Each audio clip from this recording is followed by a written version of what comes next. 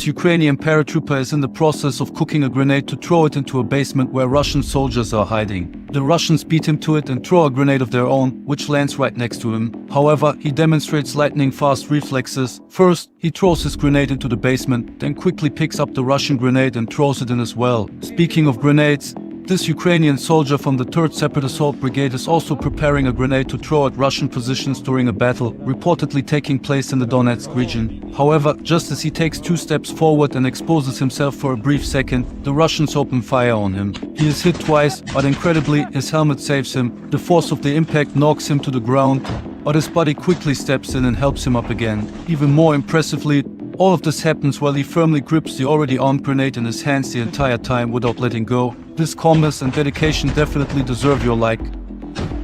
This Russian soldier attempts a bold move to stop an incoming Ukrainian FPV drone. He tries to take it down with the stock of his rifle. However, the attempt fails. Another Russian soldier also tries to intercept an incoming FPV drone, this time with a determined thrust of his rifle barrel forward. But this attempt fails as well. While there are several documented cases of successfully fending off FPV drones by throwing rifles at them, using them as impact weapons is almost always doomed to fail unless the explosives on the drones malfunction. That's why it's no surprise that this attempt to stop a drone with sticks also fails. Although we have already seen countless cases like this, such interception methods continue to be attempted as last-ditch efforts, mostly without success.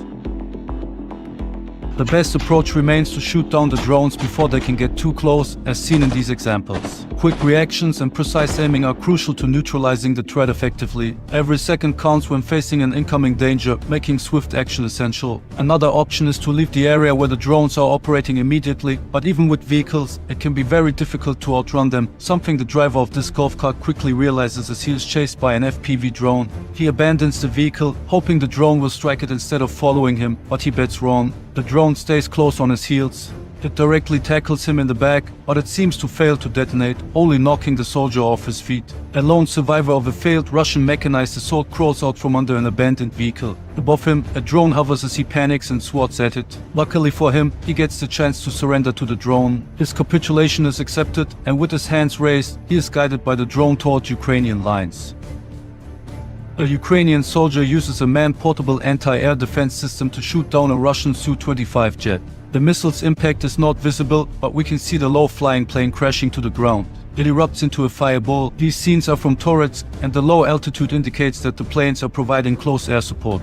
A pair of Russian helicopters arrives at the crash site to rescue the pilot of the downed jet. One of the helicopters lands, but the Ukrainians do not want to miss this opportunity. They immediately deploy an FPV drone to strike the helicopter on the ground. However, it appears that Russian electronic warfare systems are heavily active in the area, causing severe interference with the drone's connection. As a result, all attempts to hit the helicopter fail. However, the mere possibility of being struck by an incoming drone is enough to make the helicopter take off abruptly, even leaving personnel and the pilot behind on the ground. Another failed attempt to hit the helicopter. Tasked with bringing a small Russian assault group to the zero line, this Russian tank also becomes the center of attention for Ukrainian drone crews, who stalk it as it moves through the open. The Russian soldiers on top try to shoot down the first FPV drone targeting their transport, but their efforts are unsuccessful and the drone hits its target. While it doesn't look like the hit penetrated the tank's armor, it seems to have damaged the engine, causing the tank to stop in the middle of the field. The soldiers immediately jump off and scatter, leaving the vehicle behind to get out of the open. A second FPV drone is dispatched to hit the tank, this time from the front. It appears that the tank was penetrated as it begins to catch fire. The blaze continues to grow, a strong indicator that this hit was critical.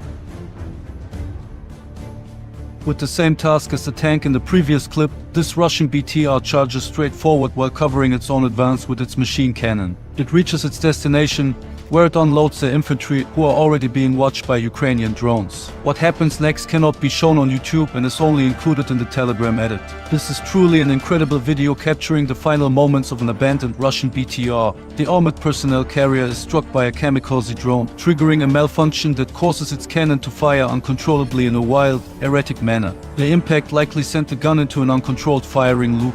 With no crew in sight to intervene, The BTR's cannon continues to fire randomly until it runs out of ammunition.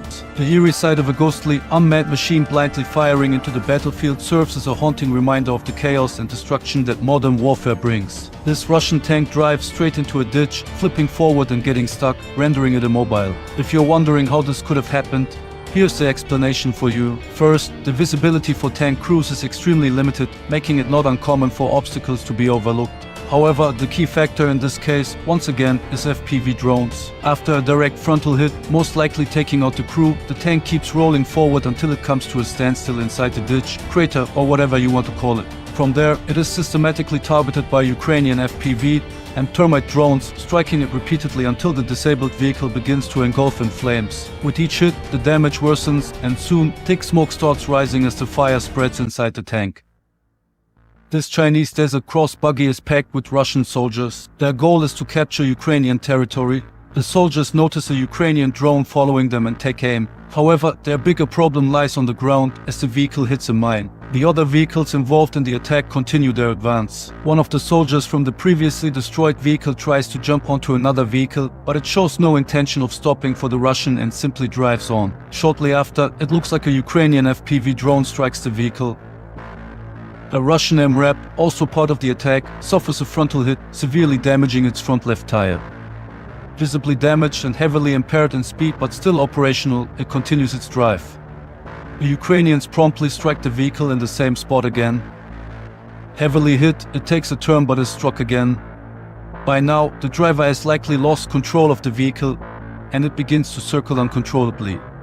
Its repetitive, almost hypnotic motion contrasts eerily with the chaos of battle, as if stuck in an endless loop.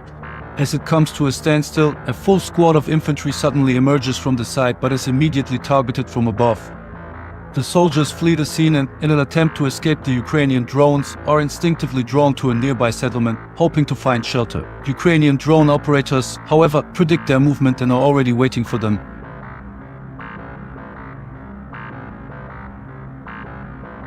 The drone, visible in the middle left of the image, shows just how completely monitored and exposed this area already is.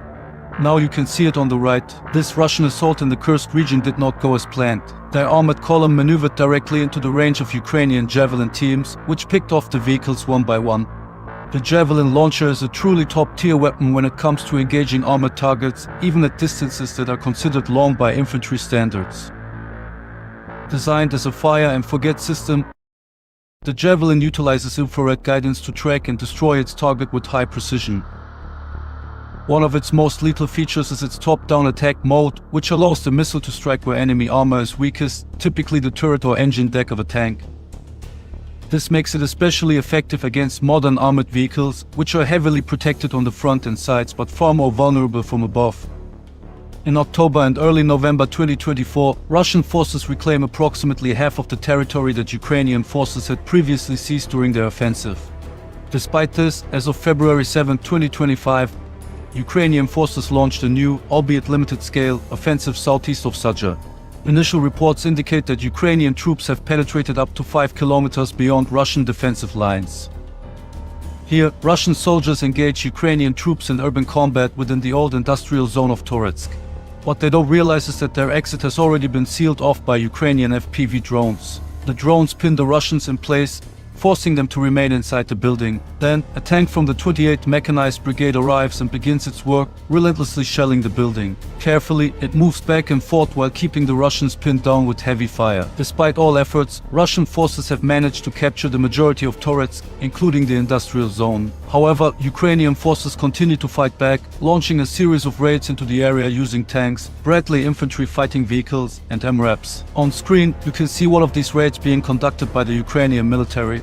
After a tank and a Bradley IFV softened up the Russian positions with direct fire, a Ukrainian storm unit arrived on the scene in an MRAP and launched an assault on the building. Upon entering, they moved swiftly to the structure, systematically clearing the building with suppressive fire and grenades to eliminate any possible resistance.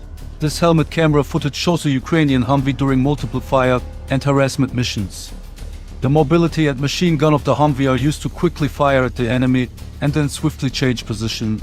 Its ability to rapidly reposition enables hit and run attacks, making it difficult for the enemy to respond effectively. Additionally, the Humvee can deploy troops directly into the fight, providing them with cover and mobility. Soldiers can dismount, engage enemy positions, and then retreat just as quickly if needed. During one of these missions, a Russian soldier was captured and placed in the trunk of the Humvee. However, I can only show that on Telegram. I don't think it's too much of a stretch to say that this helmet camera footage, which appears to come from the commander of a Ukrainian BMP-1, is the first of its kind that we've seen. The video shows the soldier directing the BMP-1 while simultaneously engaging Russian positions. As the BMP-1 fires its main cannon, the commander also joins the fight, using his rifle while continuing to coordinate the vehicle. That makes sense for several reasons. First, the visibility inside a BMP-1, especially given its age, is extremely limited. A clear overview of the battlefield can only really be achieved from outside the hatch. Second, its electronics and optics are severely outdated, and its main cannon, which lacks a stabilizer, is highly inaccurate when firing on the move. It can really only be used with any degree of accuracy when fired from a stationary position. Given these limitations, it makes perfect sense for the commander to position himself outside the hatch to maintain situational awareness, direct fire, and, if necessary, support the fight himself.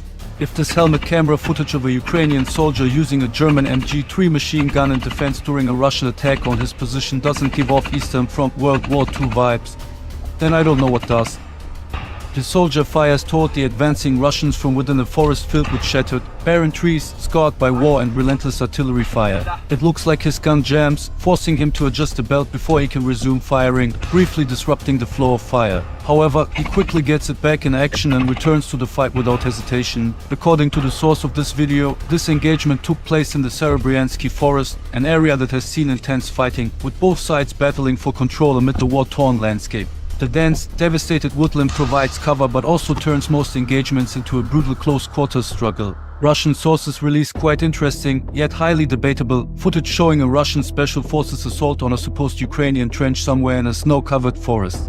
During the initial phase of the attack, the trench is heavily bombarded with explosive weapons, as the sheer number of explosions suggests. I honestly do not know what they are using here, perhaps thermobaric grenades, but since I have never seen anything like this before, I completely understand why some Ukrainian commentators claim the footage is staged. What definitely isn't staged, however, is the fact that Russia has, for some time now, only known one direction on the front, forward. They are currently closing in on Pokrovsk and have had successes in other cities, such as Toretsk. Recently, their advances have slowed down significantly, but they still gain ground every day. So much for the claims that I would hide such facts.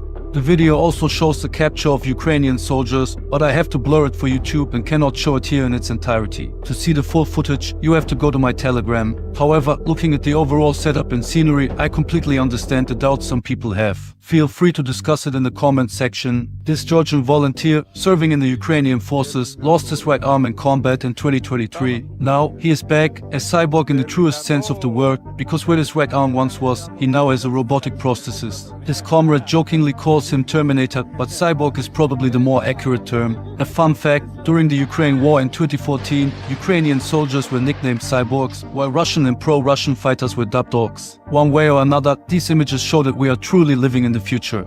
This abandoned Russian tank, reinforced with makeshift sheds and roof protection, becomes the perfect testing ground for a Ukrainian termite drop. We see how a drone carefully lands on the tank's roof, precisely placing a termite charge. As the charge ignites, it begins to burn through the tank's armor, slowly eating its way inside. The intense heat and chemical reaction demonstrate the devastating effectiveness of termite against such improvised defenses.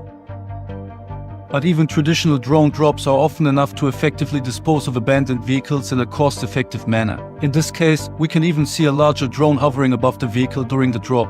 The math is simple: the bigger the explosive, the greater the destruction. This effect is naturally even stronger when the vehicle is still loaded with ammunition or explosive material, as seen here.